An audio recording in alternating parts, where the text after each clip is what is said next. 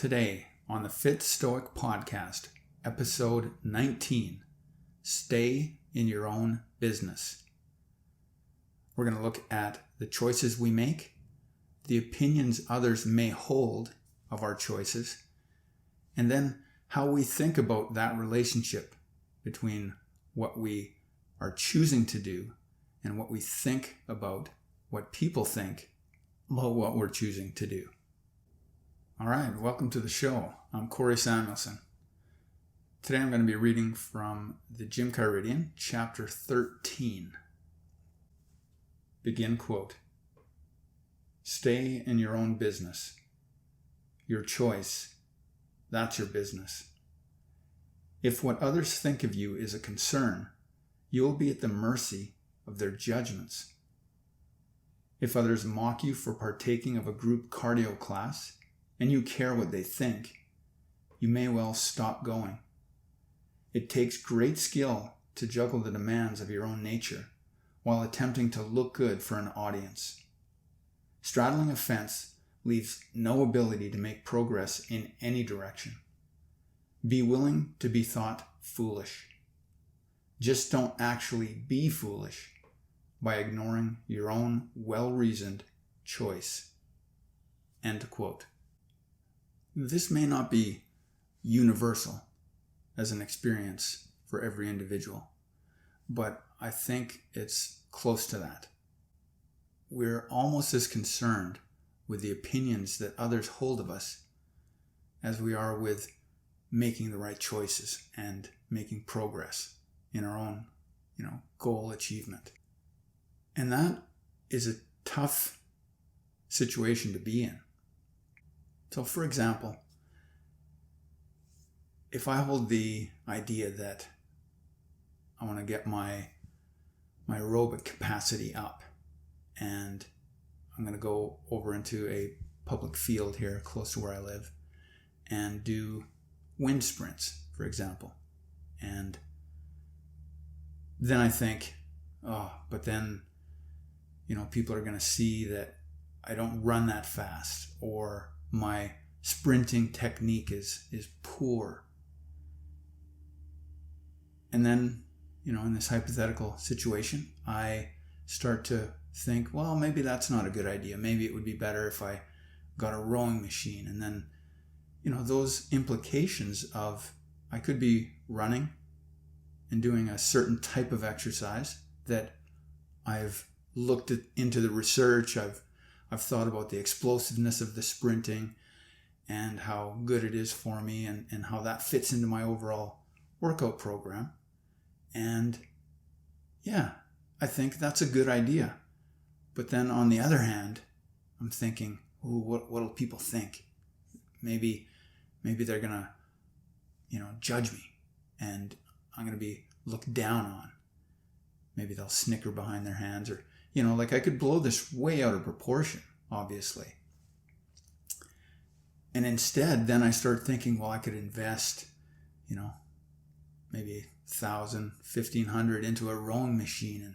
And then where am I going to store it? And then all of a sudden that becomes a problem. And all these scenarios that come from, instead of just me thinking, what is it that I want to do?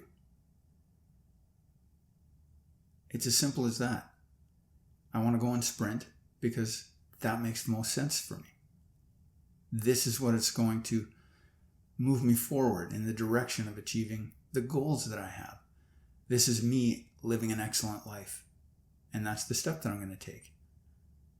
If I just could ignore what I imagine, what I think others are thinking of me, then as long as I'm making what I consider to be a virtuous choice, then it's as simple as that. Then I just go get my shoes on.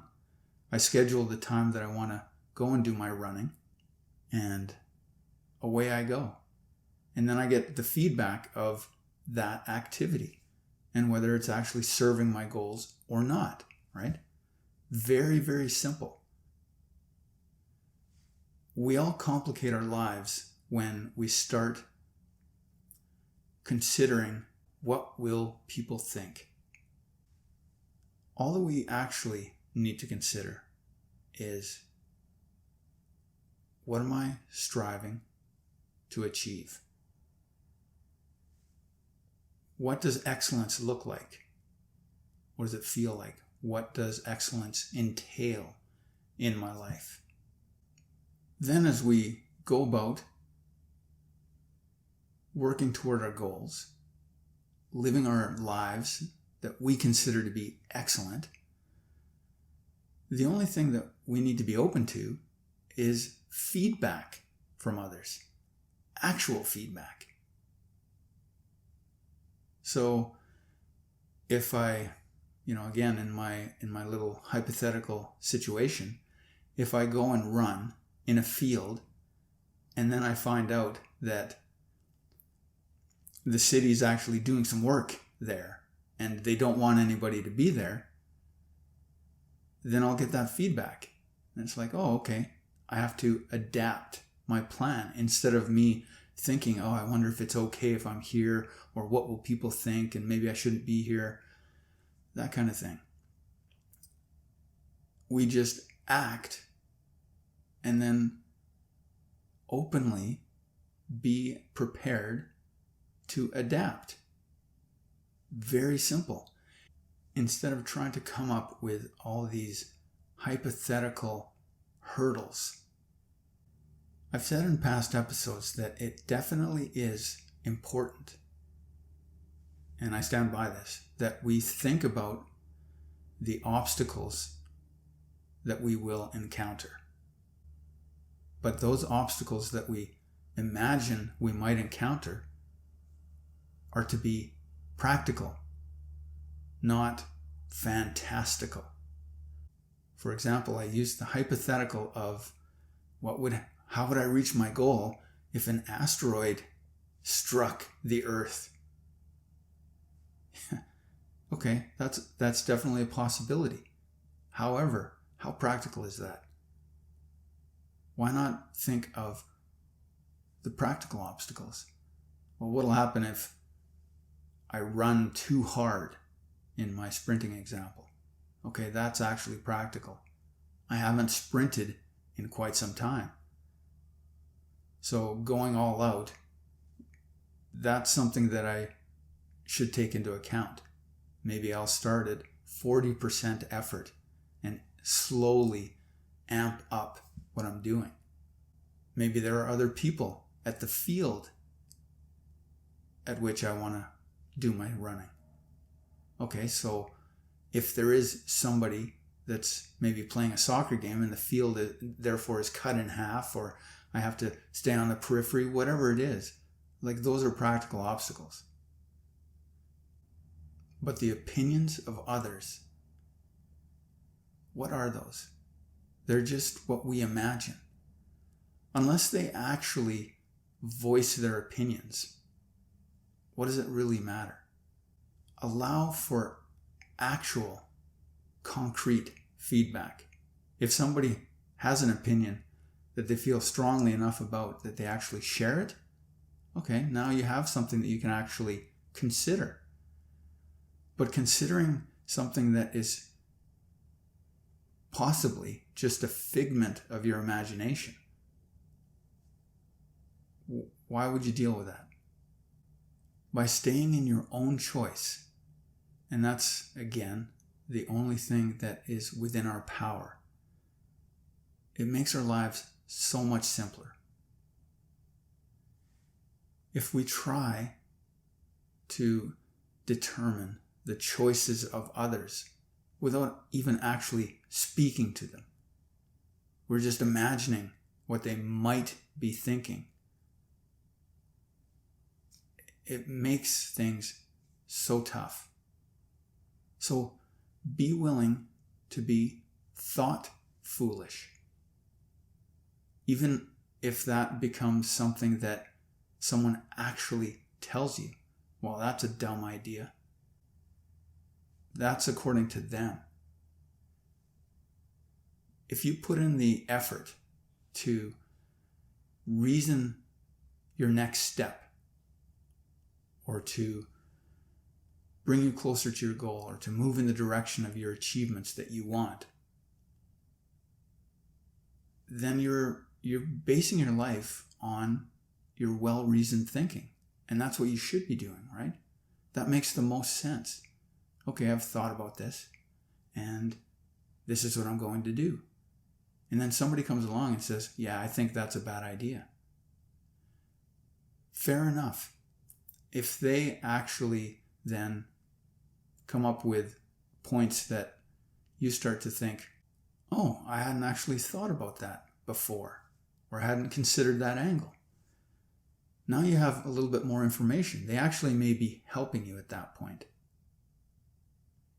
And that's great. But for someone to just hold the opinion, yeah, that's dumb, and you ask, oh, why do you think that? And then they just, oh, because I tried that before and it didn't work.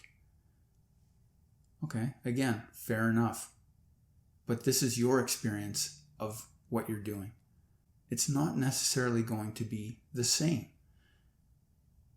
So sometimes, even in the face of other people's objections, we still have to sit within our well-reasoned thinking, within our trust in our own choices. Bottom line, it's much simpler to stay in your own business and allow others their opinions, especially allow them their imaginary opinions, what you only think they may be thinking. Know what you want, know the standards that you hold for yourself, and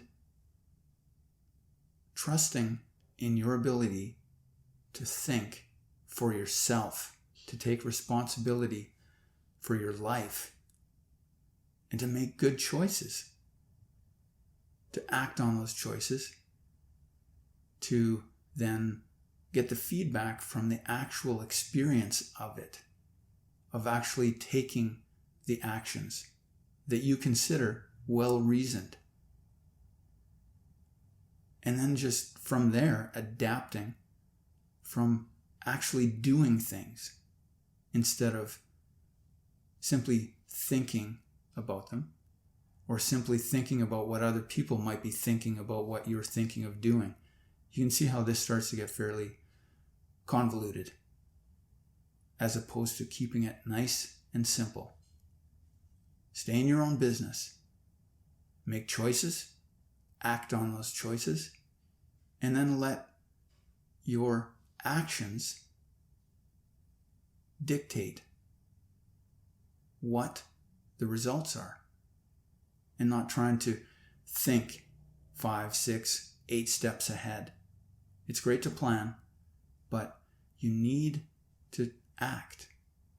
And as I like to say, improve as you move.